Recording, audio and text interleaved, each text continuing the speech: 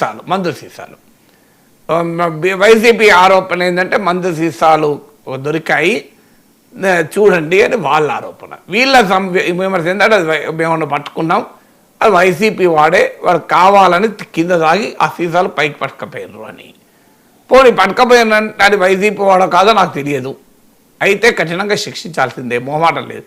కానీ పట్టుకపోతున్నప్పుడు విజిలెన్స్ ఏం చేశాడు? మీకు ఎన్నో రకాలైన, రేపు ఇలా సీసాలు పట్టుకపోయాడు, రేపు ఆర్డీఎస్ పట్టుకెళ్తాడు, భరించగల ప్రమాదం కాదా? మనం ఆపాలి కదా. సో రేపు ఇంకేదైనా ప్రమాదకరమైనవి ఉంటాయి. ఆల్రెడీ తిరుమల ఇది హిట్ లిస్ట్, మీకు అందరికీ తెలుసు, దానికి ఉన్మాదుల హిట్ లిస్ట్లో ఉంటుంది. ఒక గొప్ప దేవాలయం, కోట్లాది మంది ప్రజలు ఆరాధించే దేవుడు, సమాజంలో అల్లకల్లోలం సృష్టించడానికి అవకాశం ఉంటుంది కదా.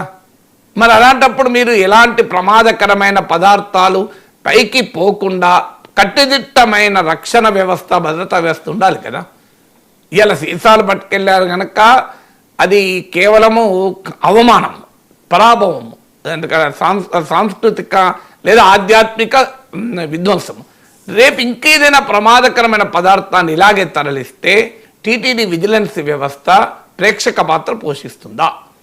ఖచ్చితంగా ఆ వ్యక్తి సీసాలు పట్టుకపోయిన వాడు వైసీపీ కార్యకర్త కానీ నాయకుడు కానీ కఠినంగా శిక్షించాల్సిందే.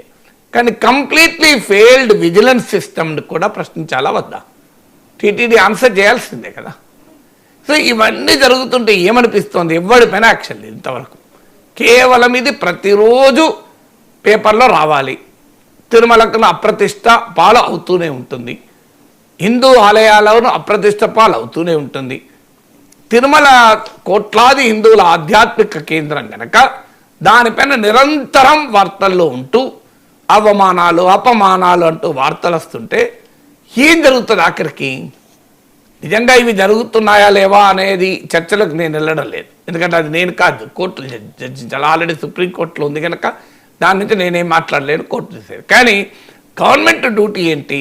Fix the problem, fix the culprit, identify the culprit. లోపలేయండి వాళ్ళను, వాళ్ళు ఎంత పెద్దోడైనా లోపలేయండి. ఎందుకు వేయరు? ఇది సాగదీస్తూ ప్రతిరోజు వార్త. అంతర్వేది రథం ఎన్ని రోజులు వచ్చింది వార్త?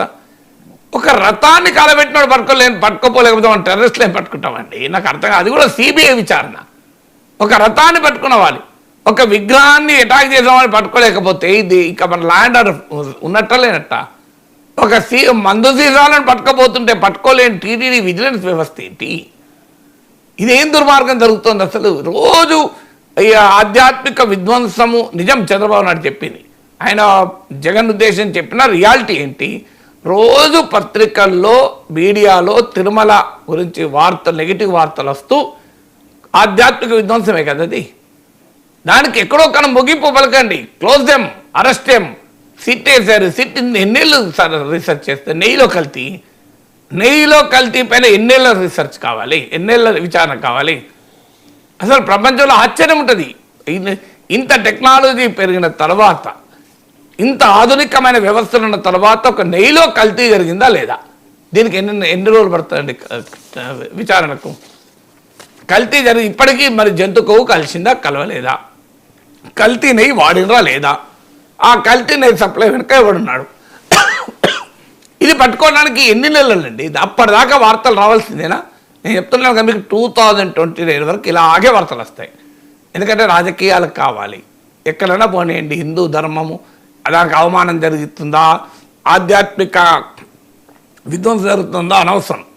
రాజకీయపరమైన దాడి, ప్రతి దాడిలో అన్ఫార్చునేట్లీ హిందూ ధర్మము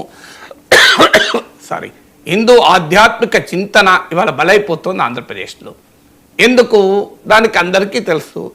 ఈ రాజకీయం వల్ల ఏమవుతుంది అంటే రాజకీయ ప్రత్యర్థులు ఇరకాటంలో పెట్టచ్చు, బీజేపీతో మైత్రిని బలోపేతం చేయొచ్చు. ప్రజలు దైనందిన సమస్యల్ని, ట్రూ అప్ ఛార్జీలు పెరుగుతున్నాయి, వీటి గురించి మాకు ఉద్యోగాలు 20 లక్షలు ఇస్తామన్నారు, ఇవ్వడం లేదా, మిర్చి రైతుకు మామిడి రైతు గిట్టుబాటు ధర లేదు, ఇవన్నీ పక్కకు పెట్టి దేవుని చుట్టూ, మతం చుట్టూ, వీటి చుట్టూ మన ఆలోచన జరిగితే ప్రభుత్వాలకు లాభం. ప్రతిపక్షాలను ఇరకాటంలో పెట్టడానికి ఇదొక అవకాశము. సో దీనికి ఈ ఆరోపణలు జరుగుతుంటాయి. అందువల్ల వైఎస్ జగన్మోహన్ రెడ్డి చేసినా, ఆయన అనుచరులు చేసినా, ఆధ్యాత్మిక విధ్వంసానికి పాల్పడిన వారిని శిక్షించండి. మళ్ళీ చెప్తున్నాను, స్పేర్ చేయకండి.